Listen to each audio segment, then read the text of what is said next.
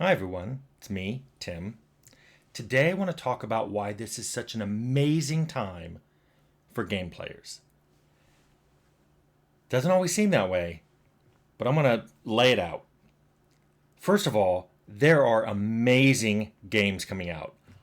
I'm not going to list them because for each one of you, it's different. It's because there are so many games coming out that there are good games for you. Not every game will be for you, but there are games coming out today that child Tim could have only dreamed playing in the 80s. There are fantastic consoles. The PS5 and the Xbox Series X are really powerful, amazing consoles. There are amazing ways of getting games. I mean, you all know what Steam is, and Steam is great, and Steam has great sales, and Steam is a great way to have a huge library of games, but you don't have to have them locally. But we have the Epic Game Store, which literally gives away free games every week. Really good games. You have Good Old Games, which is preventing a lot of older games from slipping away into unplayable obscurity. All of these are great ways of archiving your library in case something happens to your computer or the discs become unreadable, which used to happen with the old floppy disks and even CD-ROMs. Now, yes, there are so many good games out that you often have to dig to find them. I call this the signal to noise ratio getting too low. But that's the negative way of looking at it. The positive thing is it's because there are so many games. There's a surplus of games, a virtual cornucopia of games. It's there are so many out there, and yet I see people getting jaded about the industry.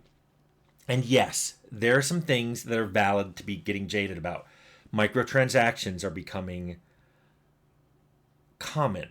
I don't want to say they're frequent, but when they exist, there's no longer any uproar about them. It's like, yeah, that game has things you can buy with microtransactions, blah, blah. There's also a lot of DLC that comes out that you're like, this looks like it should have been part of the game. And instead it got carved out and turned into DLC. Like it didn't look like it was made separately from the main game. And don't even get me started on anything that's pay to win, where you can spend money to get anything that's not cosmetic. If you can spend money to get skills or better weapons or better armor, that's not cool.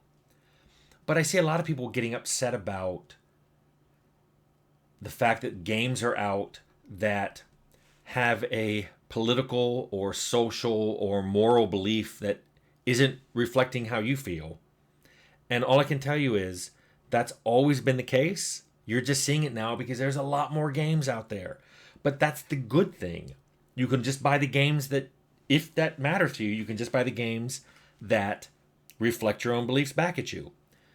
But I like the fact that the diversity inside games has become so broad that if you want to play someone who looks like you, who talks like you, who acts like you can find a game that does it. But another reason I wanted to talk about this today is there has never been a better time, an easier time to interact with game developers as there is right now. I'm not talking about me, although this is true for most of my career. You just couldn't leave a comment and hope that I reply or even do a whole video about it. But there's other developers who are doing that as well. I'm not the only one here on YouTube or on Twitch or Discord who are doing things like this. You basically have never had more bandwidth into game development and game developers than you have right now. However, there are a lot of game developers who don't want to do this. Now, there are some that can't. Either they work at a company that's like, your NDA covers everything that you would ever want to talk about. But there's a lot that don't want to do it because this particular situation can quickly become toxic. And I'm not even talking about most of you. It's just a fraction. But, I used to go to game forums a lot more 20 years ago because it was a great way of interacting with fans who were really into the games. So I appreciated the knowledge and the perspective. I guess now that we call it the lens. The lens that they have on even my own games was very educational for me. I learned what people really liked about my games and what they really didn't like about my games. And both of those can be constructive. However, now when I go to forums, it's usually just the absolute loudest voices in that group declaring that what they know is right and that everyone else is stupid. And I don't know what they hope to get out of that, because that certainly doesn't make a discussion happen, and it certainly doesn't lead any game developer to go, now I know exactly what to do in my game. So that's just kind of a waste of time. And that's when I declared when the signal to noise ratio drops too low, that's when I tap out. But it's funny to me, the lack of self-reflection that some people have, because I've seen people complain about video games where all the NPCs are snarky, and they think to themselves, snark is not a replacement for a personality. And the first thing I think is, you just described a lot of game forums.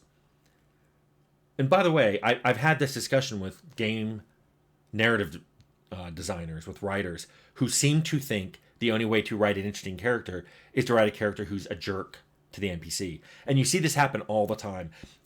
I think it's inexperience, because I see it more in junior narrative designers, where when they're asked to come up with an interesting character, it's usually a character who's super sarcastic and seems to exist in the game world to give the player the what for.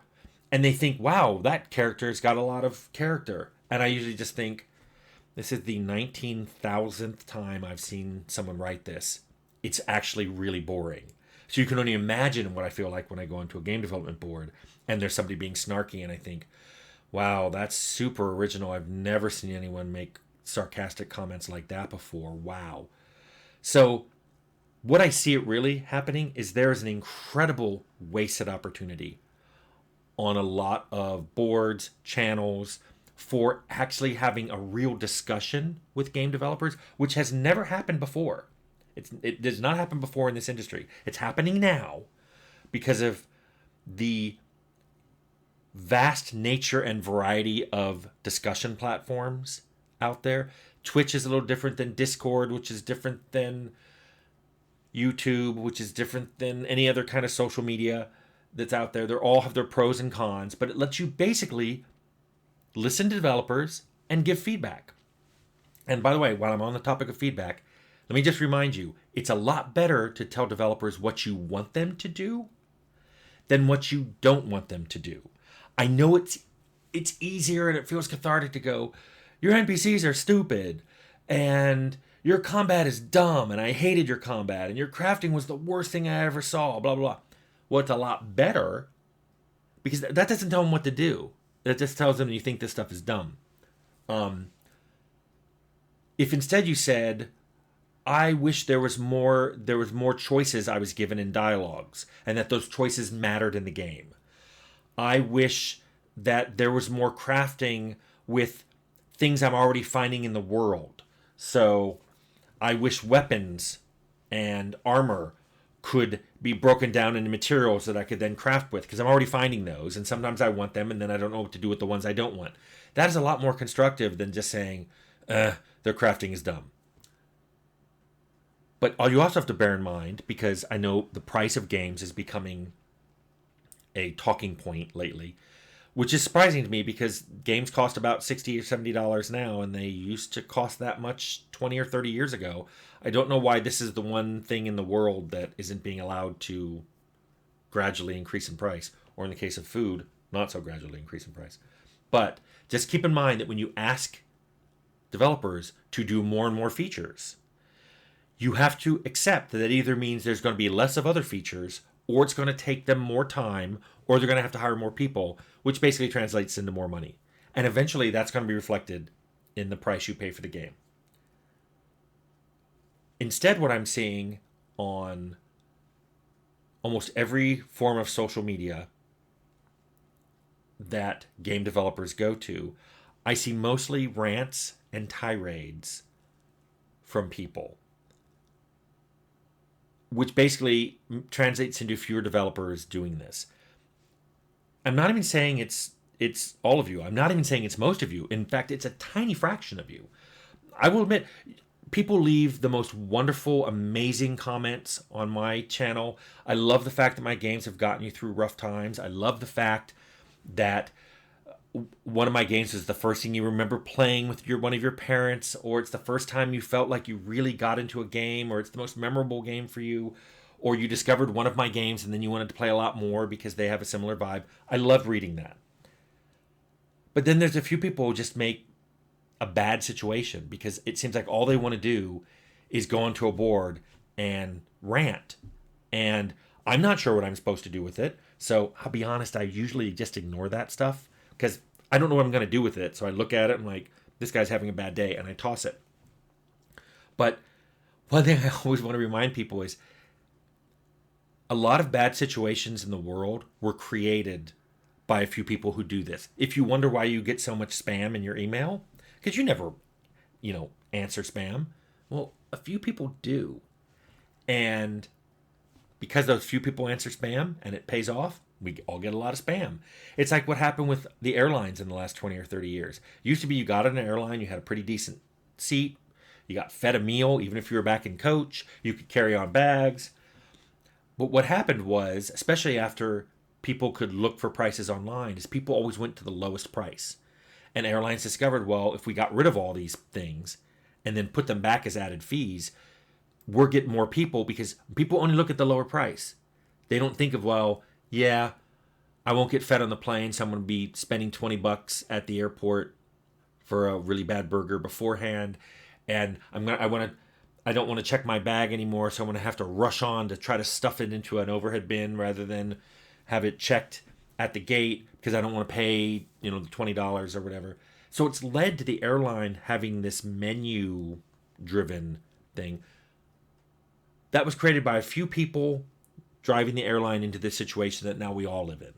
So I'm just trying to say, if you step back and look at the huge breadth and scope and depth of video games available today, they're amazing. This is an amazing time to be a game player. Yeah, it could be better. I hope I've explained some things you can do to help make it better. But trust me, almost everything used to be worse. There used to be a lot more horrific games that you didn't know were horrible until you plopped out your $60 and got them home and gone, this is awful. There used to be a lot of games that were, after you got home, you found out it was a great game, but it was 2 hours long.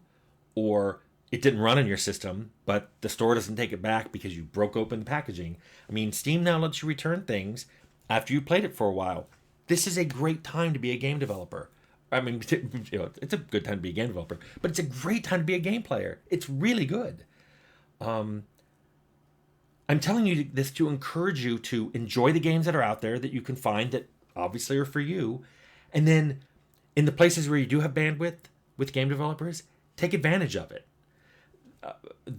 Every game developer I know wants to be a better game developer, and you can help them. Yelling at them is not going to help them. Being constructive, telling them what you like and what you wished the systems that you didn't like, what you wish they could do, that is way better, and in the long term will reward you with much better games.